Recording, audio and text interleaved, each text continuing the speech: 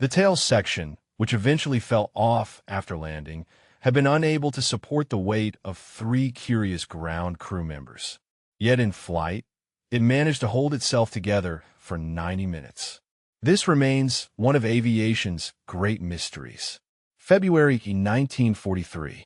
The North African desert stretched endlessly beneath a formation of American B-17 flying fortresses. Their target lay deep in Tunisia, where German forces controlled strategic positions. Captain James Bennett sat in the left seat of Lucky Strike 7, his hands steady on the controls. The mission briefing had been routine. Bomb the enemy airfield, return to base, repeat tomorrow. Nothing suggested this day would be different. Beside him, Lieutenant Montgomery handled the co-pilot duties with practiced efficiency.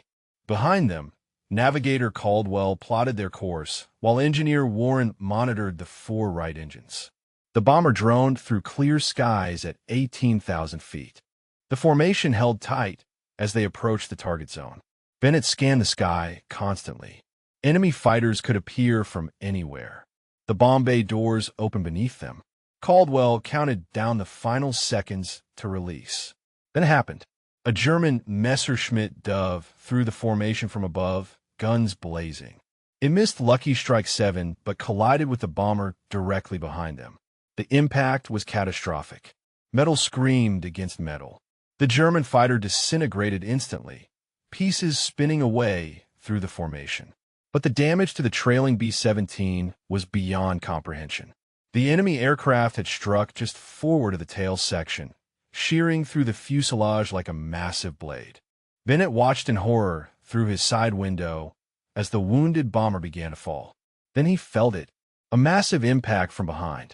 The entire aircraft shuddered violently. Warning lights erupted across the instrument panel. Montgomery grabbed the controls instinctively. Warren rushed forward from his station. "What hit us?" Bennett demanded. Warren looked aft through the narrow passage, and his face went white. "Sir, you need to see this." Bennett unbuckled and moved aft with Warren. What he saw defied comprehension. The damaged bomber from above had fallen directly onto Lucky Strike 7. Its entire underside now rested on their upper fuselage. The impact had crushed their tail section nearly flat. Control cables hung, severed and useless. The vertical stabilizer was bent at an impossible angle. Through gaps in the wreckage, Bennett could see sky where solid metal should be. This was not survivable damage. This was structural failure on a scale that made flight impossible. Warren ran calculations in his head. "Sir, the tail is barely attached. We have no elevator control. Rudder is maybe 10% functional. We should be tumbling right now." Montgomery called from the cockpit. "Skipper, I still have some aileron response. Engines are running normal, but we're losing altitude slowly." Bennett faced the impossible decision. "Standard procedure," said Bale, "out immediately." Nobody flew home with damage like this. The crew could parachute to safety, become prisoners, but live. Yet something made him hesitate. The aircraft was still flying somehow. The engines ran smoothly. If they bailed out over Tunisia, capture was certain. If they tried flying home and failed, death was certain. Bennett keyed the intercom. "All crew, this is the captain. We have catastrophic damage to the tail section. I need an honest assessment from each station. Can we make it home?" The responses came back one by one. Fletcher, the radio operator, reported his equipment functional. Caldwell confirmed navigation systems intact. The gunners checked in from their positions. Each man understood the stakes. Bennett made his decision. "We are flying home. Warren, I need you to figure out how to keep us airborne. Montgomery, maintain current heading. Caldwell, plot the most direct course to friendly territory." Warren began his assessment. The physics should not work. With the tail crushed and another bomber resting on top, the center of gravity had shifted catastrophically forward. The damaged elevator and rudder meant almost no pitch or yaw control. Yet somehow the aircraft maintained relatively stable flight. He realized the weight of the bomber above was actually creating a strange counterbalance. The 4 engines on Lucky Strike 7 were effectively lifting 2 aircraft now. The power required was immense, but the right our 1820 Cyclones were delivering. Warren calculated fuel consumption rates. "Sir, we are burning fuel faster than normal. Range is going to be tight. We might not make it all the way home." Bennett nodded grimly. "Then we get as close as possible. Every mile toward friendly lines improves our chances." He adjusted the throttles carefully. Any sudden movement could break whatever fragile balance held them together. The aircraft responded sluggishly, but responded. They were flying. Against every law of aerodynamics, against all common sense, two B-17s were flying as one. Lucky Strike 7 limped southward at reduced altitude. The other bombers in the formation circled back, staying close. Their crews watched in disbelief at the impossible sight. Two B-17s locked together, still flying. Fletcher worked his radio frantically. "Base, this is Lucky Strike 7. We have sustained major structural damage from a dare collision. Aircraft still airborne, but barely controllable. Requesting emergency landing clearance and medical standby." The response came back immediately. "Lucky Strike 7, confirm your status. Are you declaring emergency?" "Affirmative," Fletcher replied. "We have catastrophic tail damage. Another aircraft is resting on our fuselage." "Repeat, we are carrying another B-17 on top of us." There was a long pause. "Lucky Strike 7, say again your last transmission." "We did not copy correctly." Fletcher looked at Bennett, who nodded. "Base, our aircraft collided with damaged bomber above us. That bomber is now physically resting on our upper fuselage. Both aircraft are flying together. We are attempting return to friendly territory." Another pause, longer this time. Lucky Strike 7 understood. "We are alerting all emergency services. Ground crews are being briefed. Maintain current heading. We'll guide you in." Bennett felt slight relief. At least command believed them. The bomber continued its slow journey home. Every minute brought them closer to safety, but fuel gauges showed steady decline. Warren monitored engine temperatures constantly. The Wright Cyclones were working harder than designed, carrying double weight through thin air. Any engine failure now would be fatal. 20 minutes into the return flight, new problems emerged. Montgomery noticed the airspeed indicator fluctuating wildly. The pitot tube had likely been damaged in the collision. Without accurate airspeed readings, managing the already difficult flight became even harder. Bennett flew by instinct and feel, sensing the aircraft through vibrations in the control column. Then the weather began to deteriorate. Clouds built up ahead, dark and threatening. Flying through turbulence in their condition could tear the aircraft apart. Bennett made a wide detour, adding precious minutes to their flight time and burning fuel they could not afford to lose. Warren called from his station. "Skipper, number 3 engine is running hot. Temperature is climbing into the red zone. If we lose an engine, we lose everything." Bennett reduced power slightly on number 3, balancing thrust across the remaining engines. The aircraft settled lower, altitude bleeding away slowly. They were now at 15,000 feet and descending. Caldwell updated their position. "Sir, we have crossed into Ally-controlled airspace. We are 60 miles from base." 60 miles had never seemed so far. The damaged tail section groaned and creaked with every air current. Metal fatigue was setting in. How long could the structure hold? How many more minutes before something critical failed? Bennett checked fuel levels again. They would make it to base with almost nothing left in the tanks. There was no margin for error, no second chances. This landing had to work on the first attempt. Inside Lucky Strike 7, the crew worked with silent intensity. Each man focused on a specific task, trusting the others completely. This was what training had prepared them for. Not just technical skills, but the ability to function as one unit under impossible pressure. Warren constantly adjusted engine settings, balancing power and temperature. A degree too hot, and an engine could seize. Too little power, and they would lose altitude faster. He walked a razor edge between both disasters. Fletcher maintained communication with base, updating their position every few minutes. His calm voice provided reassurance to ground crews preparing for their arrival. Behind him, the gunners had abandoned their stations to help however they could. They moved carefully through the aircraft, checking for new damage, securing loose equipment, preparing for emergency evacuation after landing. Caldwell plotted and replot their course, searching for any way to shave miles from the journey. Every calculation mattered now. Montgomery never left the cockpit, his hands ready on the controls in case Bennett needed help. The two pilots had flown together for months. They understood each other without words, and Bennett, exhausted but focused, held the control column with steady hands. His arms ached from fighting the damaged aircraft. Sweat ran down his face despite the cold at altitude. But he never wavered. These 9 men depended on him. He would get them home or die trying. The bond between them had become unbreakable, forged in crisis, tested by fire. The base appeared on the horizon. Bennett had never been so relieved to see friendly territory. But the hardest part remained ahead. Landing this broken aircraft would require precision they might not possess. The tower cleared all other traffic. Emergency vehicles lined the runway, fire trucks and ambulances standing ready.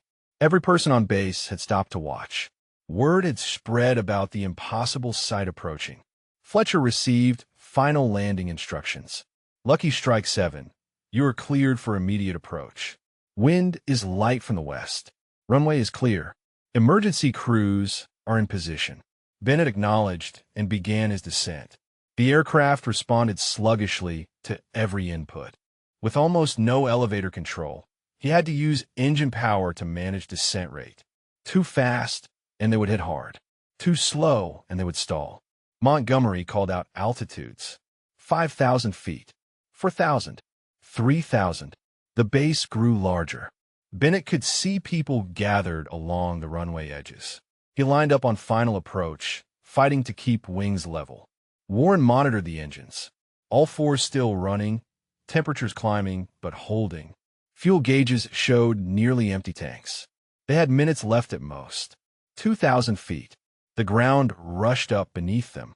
Bennett reduced power gradually, letting gravity and drag slow the aircraft. 1,000 feet. He could see individual faces now, ground crews watching in amazement. 500 feet. The runway filled his vision. This was it. The wheels touched concrete with a jarring impact. Bennett cut power to all engines simultaneously. The bomber bounced once, slammed down again, and began its landing roll. Metal screamed as the damaged tail section dragged along the runway. Sparks flew from torn aluminum scraping pavement. The aircraft slewed sideways slightly. Bennett fought the rudder pedals, but with minimal control authority, he could only guide them roughly straight. They were decelerating, but still moving fast. The end of the runway approached. Montgomery reached for the brake lever. Not yet, Bennett commanded. Too much braking could collapse the damaged structure entirely. They needed to bleed off speed naturally. Finally, as the runway end markers flashed past, Bennett applied brakes. The aircraft shuddered and groaned, every damaged joint protesting. Slower now, slower, until finally Lucky Strike 7 rolled to a complete stop. For a moment, nobody moved. Then Bennett keyed the intercom. All crew, evacuate immediately. Move fast. They might have fuel leaks or fire risk. The crew poured out through every available exit. Bennett and Montgomery were last to leave the cockpit. As Bennett's feet hit the ground, his legs nearly buckled. Adrenaline had sustained him for 90 minutes. Now it drained away, leaving exhaustion. Emergency crews swarmed the aircraft. Fire crews sprayed foam on hot engines. Medics checked each crew member for injuries. And everyone stared at the impossible sight before them. 2 B-17 flying fortresses locked together, sitting on the runway. Both had made it home. Once the immediate danger passed, inspection teams began their assessment. Engineers and mechanics circled the wreckage, measuring, photographing, documenting every detail. They needed to understand how this had been possible. The damage was even worse than initial reports suggested. The tail section had been crushed almost flat. Control cables were severed completely. The vertical stabilizer hung at a grotesque angle, held by a few stressed rivets. A senior engineer named Crawford approached the tail carefully. He wanted to examine the attachment points to see what had held the structure together during flight. Two other ground crew members followed him. All three men stepped onto the damaged tail section simultaneously. There was a sharp crack. The entire tail assembly gave way under their combined weight, breaking free and falling to the concrete with a tremendous crash. The three men jumped clear, unhurt but shaken. Crawford stared at the separated tail in disbelief. He turned to Bennett, who stood nearby with his crew. "Captain, that tail section just collapsed under the weight of three men." Bennett nodded slowly, understanding dawning. It had held together for 90 minutes of flight, carrying the weight of two fully loaded bombers. Crawford shook his head. This should not have been possible. The structural integrity was completely compromised. You should have broken apart the moment after collision. The physics do not support what happened here. Bennett looked at his crew, then back at the wreckage. But it did happen. We are all standing here. That is the only physics that matters.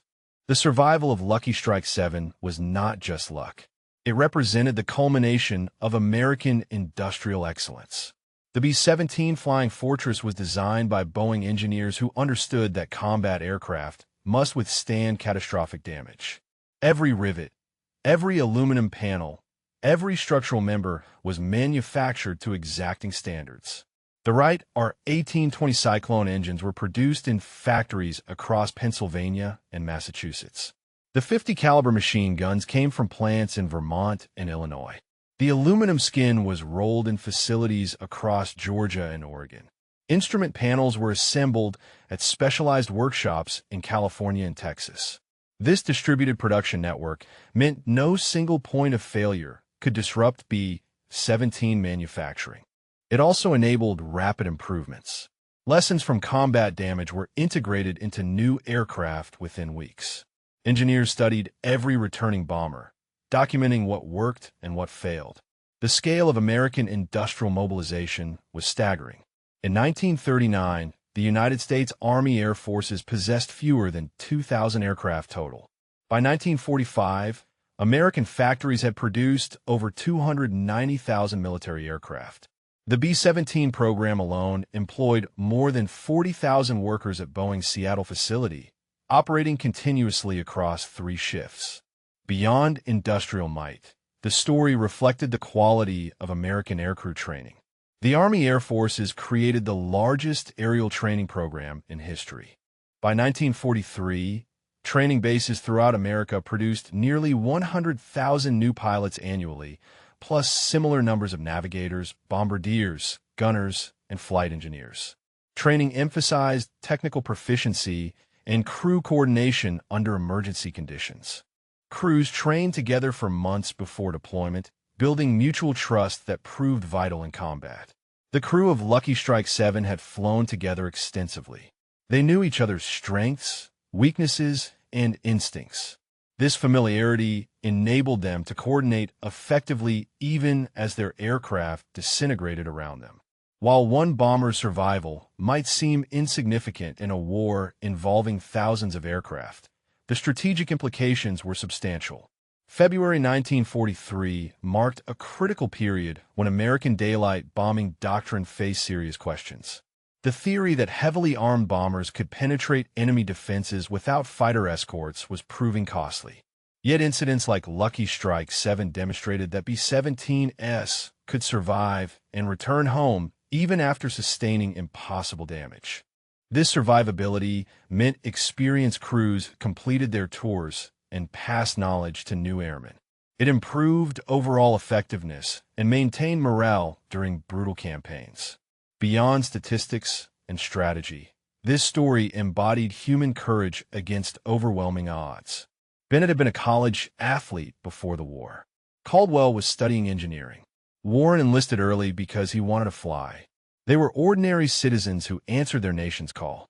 Their calm professionalism amid catastrophe reflected the character of their generation. 10 young Americans in a dying aircraft over hostile territory refused to accept defeat.